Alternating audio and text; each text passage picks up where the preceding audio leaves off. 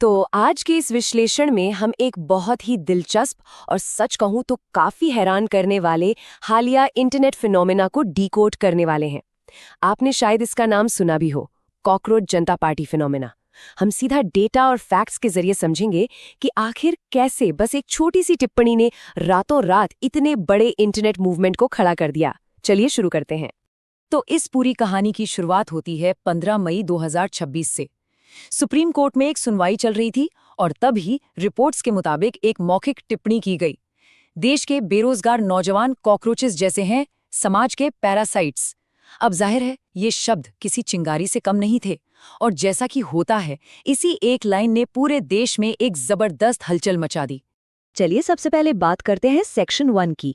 Viral meme party, एक अपमान कैसे इंटरनेट सेंसेशन बन गया। इंटरनेट की ताकत क्या होती है वो जरा इस नंबर से देखिए, 1.5 करोड़। हुआ ये कि सुनवाई के ठीक अगले दिन अभिजीत दीप के नाम के एक 30 साल के व्यक्ति ने इंटरनेट पर एक गूगल फॉर्म डाल दिया और नतीजा, पहले 24 घंटे के अंदर ही इंस्टाग्राम पर 50 लाख फॉलोअर्स जुड़ गए और देखते ही देखते ये आंकड़ा 1.25 करोड़ पार कर गया। मतलब इसने सत्ताधारी पार्टी के फॉलोअर्स की गिनती को भी पीछे छोड़ दिया। सोचिए। अब मजे की बात यह है कि इस पार्टी की पूरी नींव एक सटायर यानी व्यंग पर टिकी थी। इन्होंने खुद को आलसी और बेरोजगारों की आवाज कहा। इनकी विचारधारा भी काफी अनोखी थी, सेक्युलर, सोशलिस्ट, डेमोक्रेटिक और आलसी। मेंबर बनने की इकलौती शर्त आपका बेरोजगार होना। हालांकि चीफ जस्टिस की तरफ से बहुत जल्द ये स्पष्टीकरण आ गया था कि उनकी बातों को गलत तरीके से पेश किया गया था, लेकिन तब तक तीर कमान से निकल चुका था। मूवमेंट ने पूरी तरह से राजनीतिक रंग ले लिया था। बड़े बड़े नेता इस पर बात करने लगे थे और तो और चुनाव लड़ने तक की चर्चाएं शुरू हो गई थीं। अब आते हैं सेक्शन 2 पर, बेरोजगारी की सच्चाई। आखिर इस भारी गुस्से के पीछे का डेटा क्या कहता है? देखिए, हमें अक्सर बताया जाता है कि राष्ट्रीय बेरोजगारी दर 5.1% है। सुनने में ये काफी नॉर्मल लगता है ना? लेकिन जब हम पीरियोडिक लेबर फोर्स सर्वे का डेटा उठाकर देखते हैं और सिर्फ 15 से 29 साल के युवाओं पर फोकस करते हैं, तो ये नंबर अचानक उछलकर 15.2% हो जाता है। ये नेशनल एवरेज से लगभग 3 गुना ज्यादा है। और तो और जो वैश्विक युवा बेरोजगारी दर 12.6% है, उससे भी कहीं ज्यादा है। तो ये जो डेटा है ना, यही इस पूरे मूवमेंट की असली जड़ है। अगर हम इसी डेटा को थोड़ा और गहराई से देखें तो हालात और भी ज्यादा गंभीर नजर आते हैं। हाथ में डिग्री होने के बावजूद ग्रेजुएट बेरोजगारी दर लगभग 13% के आसपास है। अगर हम खास तौर पर शहरी शिक्षित युवाओं की बात करें तो ये आंकड़ा करीब 17% तक पहुंच जाता है। और सबसे ज्यादा हैरान करने वाली बात है शहरी युवा महिलाओं का डेटा।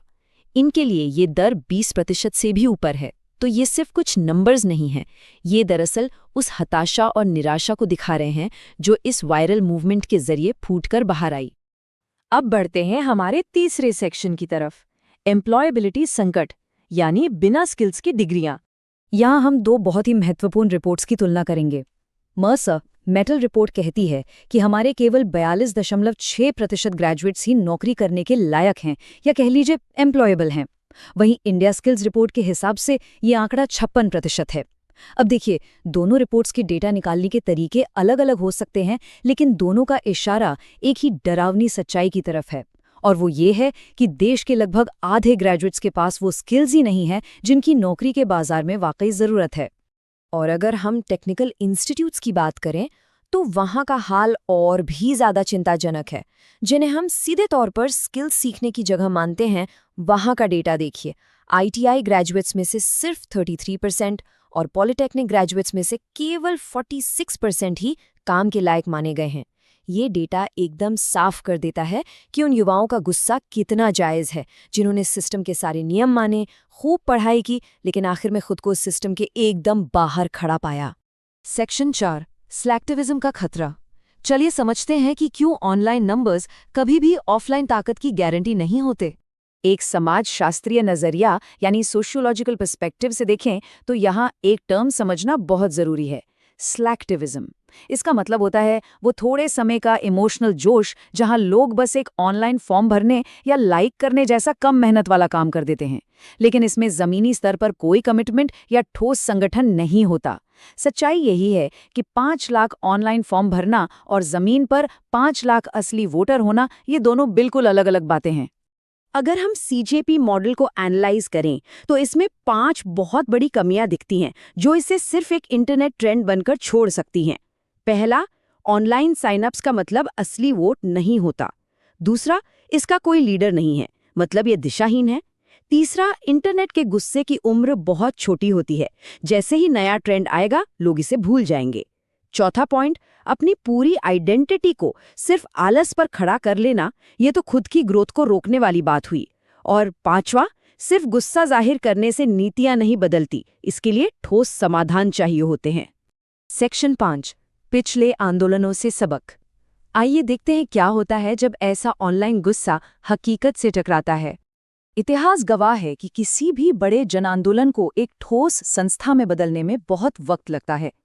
इंडिया अगेंस्ट करप्शन आंदोलन का ही उदाहरण ले लीजिए। 2011 में अन्ना हजारे का आंदोलन शुरू हुआ। उस जबरदस्त भीड़ और ऊर्जा से 2012 में आम आदमी पार्टी का जन्म हुआ। फिर 2013 में जाकर लोकपाल एक्ट पास हुआ। लेकिन देश का पहला लोकपाल कब नियुक्त हुआ? सीधा 2019 में। मतलब सड़कों पर उमड़े उस गुस्से को एक पक्की संस्थागत जीत में बदलने में पूरे 8 साल लग गए। रातों रात कुछ नहीं बदलता। और पूरी दुनिया का पैटर्न भी कुछ ऐसा ही है। अरब स्प्रिंग के दौरान हमने देखा कि कैसे सोशल मीडिया का गुस्सा पुरानी सरकारों को गिराने में बहुत असरदार रहा। लेकिन एक नया और मजबूत सिस्टम बनाने के लिए संस्थागत सुधारों की जरूरत होती है। इसके लिए लगातार ऑफलाइन संगठन बनाना पड़ता है, पॉलिसीज बनानी पड़ती हैं और एक मजबूत स्ट्रक्चर तैयार करना पड़ता है। बिना इसके क्या होता है, कई जगहों पर स्थितियां पहले से भी ज्यादा खराब हो जाती हैं। ये एक ऐसी तटस्थ सच्चाई है जो हर बड़े ऑनलाइन मूवमेंट पर लागू होती है। तो अब हम आते हैं हमारे आखिरी सेक्शन यानी सेक्शन 6 पर, साइंटिफिक टेम्परामेंट बनाना। यही इसका स्थायी समाधान है। इसका असली और पक्का समाधान है साइंटिफिक टेम्परामेंट, यानी वैज्ञानिक दृष्टिकोण।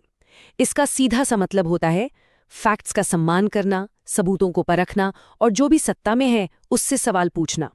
दिलचस्प बात बताऊं, भारत में इस शब्द को जवाहरलाल नेहरू ने काफी लोकप्रिय बनाया था और 1976 में इसे हमारे संविधान में बाकायदा एक मूल कर्तव्य के रूप में भी शामिल किया गया।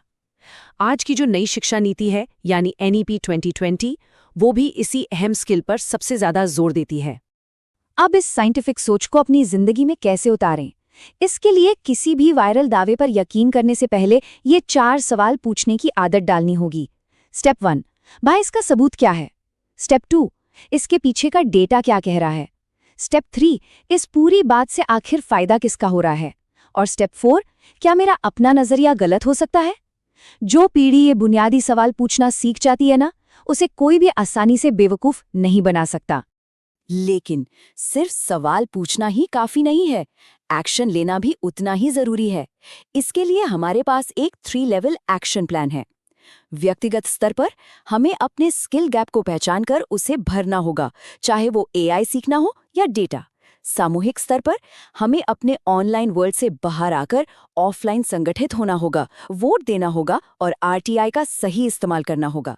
और अंत में सिस्टमिक स्तर पर स्वतंत्र संस्थानों को मजबूत करने के लिए काम करना होगा।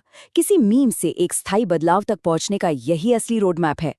इसमें कोई शक नहीं है कि कॉकरोच जनता पार्टी का ये गुस्सा पूरी तरह से जायज है और सीधा डेटा पर आधारित है। लेकिन एक बहुत ही कड़वी सच्चाई है, गुस्सा सिर्फ एक अलार्म होता है, वो समाधान नहीं होता। अलार्म का काम क्या है? हमें जगाना। अब अगर हम उस अलार्म को सुनकर वापस सो गए तो जाहिर है कोई बदलाव नहीं आएगा।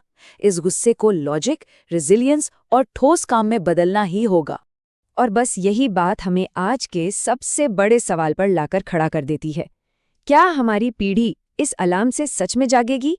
क्या वो अपनी स्किल्स बढ़ाकर एक नया और मजबूत संस्थान खड़ा कर पाएगी? या फिर क्या ये सारा शोर शराबा, ये सारा गुस्सा बस एक और वायरल हैशटैग बनकर इंटरनेट के इतिहास में हमेशा के लिए गायब हो जाएगा? सोचने वाली बात है ना? आज के इस विश्लेषण में हमारे साथ जुड़ने के लिए आपका बहुत बहुत धन्यवाद। उम्मीद है इससे आपको चीज़ों को एक नए नज़रिए से देखने में मदद मिली होगी।